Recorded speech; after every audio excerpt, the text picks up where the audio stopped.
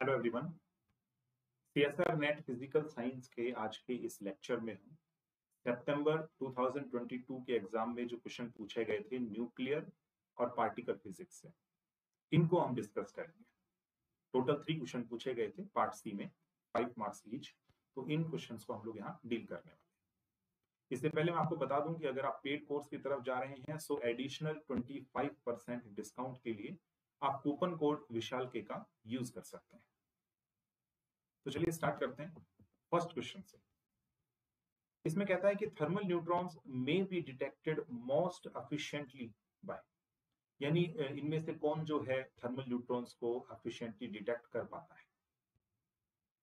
ठीक है, thermal neutrons क्या है पहले वो समझते हैं। Thermal neutrons basically, thermal neutrons को हम बोलते हैं स्लो न्यूट्रॉन्स, क्योंकि इनकी जो एनर्जी होती है, इनकी एनर्जी लगभग आप मान के चलिए लेस देन 0.5 इलेक्ट्रॉन वोल्ट है। ओके, बहुत कम एनर्जी है इसकी।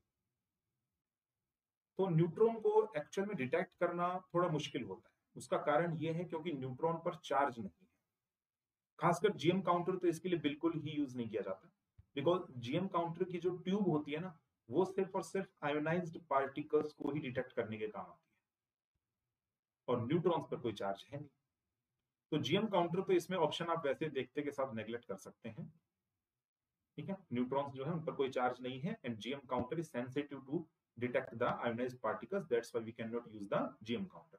ओके, फिर बात करते हैं यहाँ पर कि न्यूट्रॉन्स को किस प्रकार से डिटेक्ट किया जा सकता है, पॉसिबिलिटी क्या है।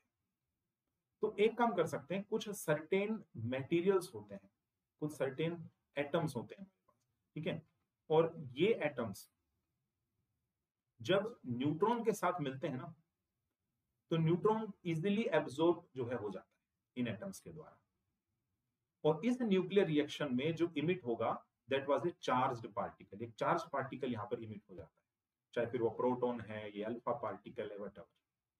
और चार्ज पार्टिकल को डिटेक्ट करना बहुत आसान है, जैसे मैंने आपको बताया अभी। ठीक है, एग्जाम्पल मैं आपको बताता हूँ।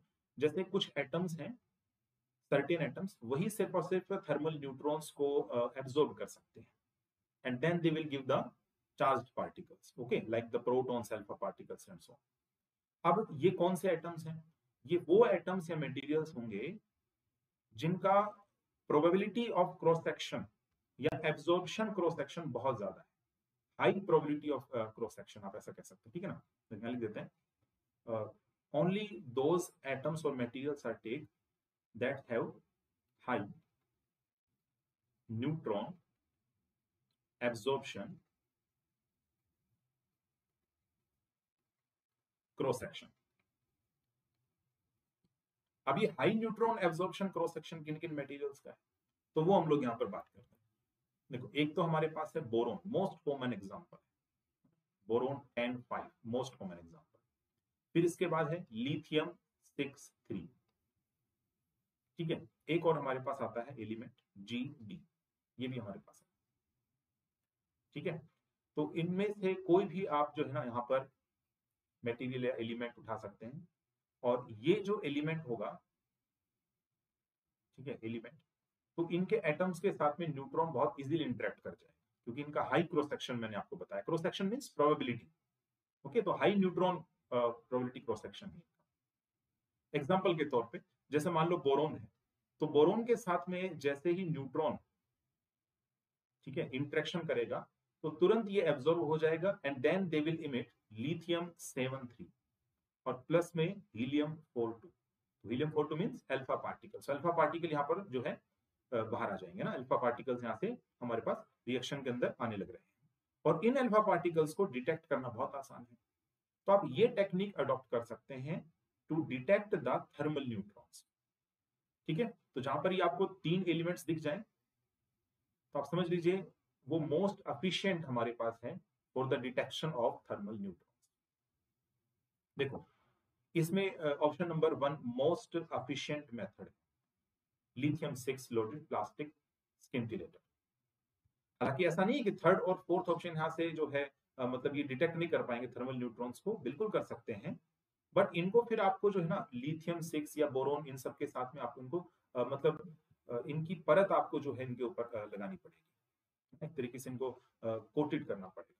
They should be coated with the thin layer of the boron और द लिथियम और द जीडी, ठीक है ना, तब हमारे पास ये होगा।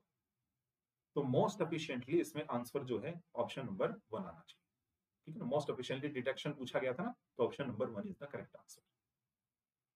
चलिए नेक्स्ट देखते हैं क्वेश्चन। देखो ये हमारे पास पार्टिकल फिजिक्स से बेस्ड है।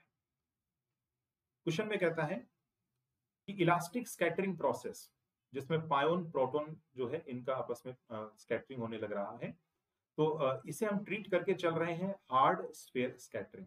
क्वांटम मैकेनिक्स में लोग स्टडी करते हैं हार्ड स्फीयर स्कैटरिंग, तो उसकी तरह से हम इसको ट्रीट कर सकते हैं।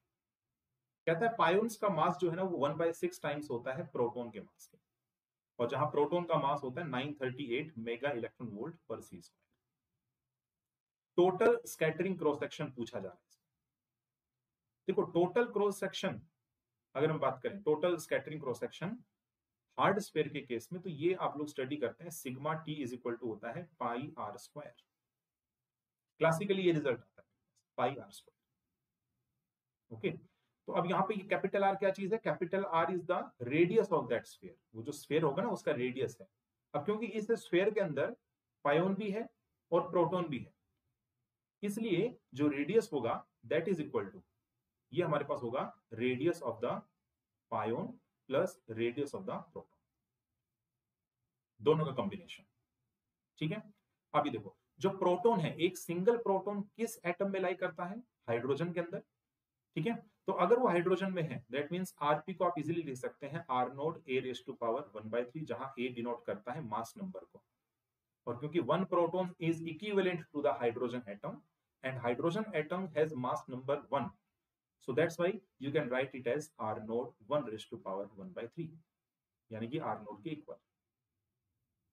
इन द सिमिलर वे जो पायोन है इसका रेडियस भी आप लोग कंसिडर कर सकते हैं almost equal to the value of r naught, क्योंकि मास में बहुत डिफरेंस नहीं है। आप देखिए एक बार, जो गिवन मास है पायोन का वो 1/6 टाइम्स है मास ऑफ प्रोटॉन, तो बहुत अधिक डिफरेंस नहीं होने के कारण हम इसे भी ट्रीट करके चल सकते हैं कि इसका वैल्यू भी कितना होगा? r naught के ऑलमोस्ट इक्वल, ठीक है। थोड़ा बहुत इधर उधर हो सकता है। सो जो हमारे पास रेडियस होगा हार्ड स्फीयर का, वो मेरे पास आ गया 2r नोड के इक्वल। ये वैल्यू वापस रखते हैं तो मेरे पास सिग्मा टी यानी टोटल स्कैटरिंग क्रॉस सेक्शन आ जाएगा पाई इंटू में 2r नोड का होल स्क्वायर, यानी हो गया 4πr node square, 4πr node square. बस वैल्यूज रखनी है आपने यहाँ पे, है ना, तो वैल्यू रख देते हैं। सो 4 पाई का वैल्यू 3.14 और आर नोड का वैल्यू मतलब होता है फेर्मीमीटर रेंज के अंदर होता है इसका, ठीक है। तो 10⁻⁻15 रख देते हैं इसका whole square. Fermimeter means 10⁻⁻15 metre. इसको सोल्व करना आपका काम है, ठीक है। लगभग आप देख रहे हैं यहाँ पर आ रहा है 14 इंटू 10⁻⁻30 मीटर स्क्वायर। बट क्योंकि जो ऑप्शन गिवन है ना वो बार में गिवन है, बार या फिर मिली बार, ठीक है। तो since we know, since 1 bar is equal to, एक बार में हमारे पास होते हैं 10⁻⁻28 मीटर स्क्वायर, तो आप यहां पर लिख सकते हैं सिग्मा टी का वैल्यू 0.14 इंटू 10⁻⁻28 मीटर स्क्वायर, या कह लीजिए इसे 0.1 बार, ठीक है। तो 0.1 बार जो है इसका लगभग आंसर आना चाहिए। Option number 3 is the correct answer, ठीक है। 0.1 बार ये हमारे पास आंसर है, करेक्ट है। चलिए नेक्स्ट देखते हैं क्वेश्चन। देखो ये लास्ट क्वेश्चन है। टेंसर कंपोनेंट न्यूक्लियर फोर्स का एग्जिस्ट करता है ना ड्यूट्रॉन के केस में, तो पूछता है कि दिस शुड बी इन्फर्ड, मतलब आप क्या इससे इन्फर कर सकते हैं, ठीक है ना। क्या आप मतलब यहां से कंक्लूजन निकाल सकते हैं कि टेंसर कंपोनेंट न्यूक्लियर फोर्स जो है ड्यूट्रॉन न्यूक्लियस का मतलब एग्जिस्ट करता है, उसका कुछ वैल्यू होता है। यहां से आप क्या इन्फर कर सकते हैं, क्या यहां से कंक्लूजन निकाल सकते हैं, ठीक है। 4 ऑप्शंस आपको गिवन है कि वन बाउंड स्टेट हमारे पास एग्जिस्ट करती है, total spin S is equal to 1 के साथ में, नॉन जीरो क्वाड्रपल मूवमेंट होगा ग्राउंड स्टेट के अंदर, ठीक है। इसके अलावा हमारे पास ये जो है ट्राइटॉन, ये हमारे पास अनस्टेबल है, या फिर it has only 2 nucleon bound state, ठीक है ना, ये हमसे पूछा जा रहा है। देखो टेंसर कंपोनेंट थोड़ा सा मैं आप इसके बारे में बताता हूँ। बेसिकली अगर आप ड्यूट्रॉन की बात करते हैं ना, ठीक है, तो ड्यूट्रॉन का अगर मान लीजिए ऑर्बिटल एंगुलर मोमेंटम 0 होता, हम अज्यूम करके चल रहे हैं, होता नहीं बाकी है, ठीक है, अगर ड्यूट्रॉन का सिर्फ और सिर्फ angular momentum L is equal to 0 होता, orbital angular momentum, then in that case जो वेव फंक्शन है वो थीटा और फाई का फंक्शन नहीं हो पाता। थीटा फाई का फंक्शन मींस हमारे पास साई जो है वो आर पर डिपेंडेंसी होती है उसकी, और साई का आर पर डिपेंडेंसी होने का मतलब है कि पोटेंशियल जो है वो उसका आर पर डिपेंडेंसी होना, means central potential. Central potential हम लोग जानते हैं ना, पोटेंशियल ऐसा जो सिर्फ और सिर्फ आर का फंक्शन होता है, इसको हम लोग स्फेरिकली सिमेट्रिक पोटेंशियल भी कहते हैं, स्फेरिकली सिमेट्रिक पोटेंशियल। और आपको पता होना चाहिए कि स्फेरिकली सिमेट्रिक पोटेंशियल के लिए क्वाड्रपल मूवमेंट का वैल्यू 0 होता है। लेकिन क्या ड्यूट्रॉन जो है उसका ऑर्बिटल एंगुलर मोमेंटम 0 है? नहीं। ग्राउंड स्टेट में जो है ये एडमिक्सचर होता है, L इज इक्वल टू 0 और L इज इक्वल टू 2, ये दो एंगुलर मोमेंटम इसके लाई करते हैं, है ना, दो स्टेट्स का ये हमारे पास कॉम्बिनेशन है ना, मिक्सचर है ना, 3s1 एंड 3d1, ठीक है, 96 एंड 4% प्रोबेबिलिटी के साथ। तो यहां पर L इज इक्वल टू 0 है इसके कोरस्पॉन्डिंग, और इसके कोरस्पॉन्डिंग वैल्यू कितनी है? L is equal to 2। तो 2 वैल्यूज हमारे पास लाई कर रहे हैं ना, एस स्टेट के लिए L is equal to 0, D state के लिए L इज इक्वल टू 2, तो दोनों कॉम्बिनेशन पॉसिबल है। अब ऑर्बिटल एंगुलर मोमेंटम का वैल्यू चेंज तो तभी होगा ना जब मेरे पास पोटेंशियल कैसा हो? नॉन सेंट्रल, क्योंकि सेंट्रल पोटेंशियल में तो एंगुलर मोमेंटम कंजर्व होता है, कांस्टेंट होता है। सो ऑर्बिटल एंगुलर मोमेंटम तभी चेंज हो सकता है जब हमारे पास में नॉन सेंट्रल पोटेंशियल हो। और नॉन सेंट्रल पोटेंशियल की फॉर्मेट किस प्रकार से होती है, किस प्रकार की फॉर्म होती है, उसको कैसे रिप्रेजेंट करते हैं? चलिए वो आपको बता देता हूं। देखो, पोटेंशियल जो कि नॉन सेंट्रल है, ठीक है, उसको कैसे लिखा जाता है? Central potential V of R multiply S12। अब ये S12 क्या चीज है? This is called tensor component, या टेंसर ऑपरेटर बोल सकते हैं आप इसको, टेंसर ऑपरेटर, ठीक है। और यहां पर ये जो S12 जो वैल्यू आ रही है ना, ठीक है, S12 ऑपरेटर, इसको कैसे डिफाइन करते हैं? इसका वैल्यू होता है, देखो, 3 ऑफ सिग्मा 1 डॉट R, ठीक है, sigma 2 dot R divided by R square minus sigma 1 dot sigma 2, ये हमारे पास वैल्यू, ठीक है। तो नॉन सेंट्रल पोटेंशियल है, मींस हमारे पास ये एक टेंसर कंपोनेंट इसका लाई करेगा। और क्योंकि नॉन सेंट्रल मींस हमारे पास नॉन स्फेरिकल सिमेट्री, और नॉन स्फेरिकल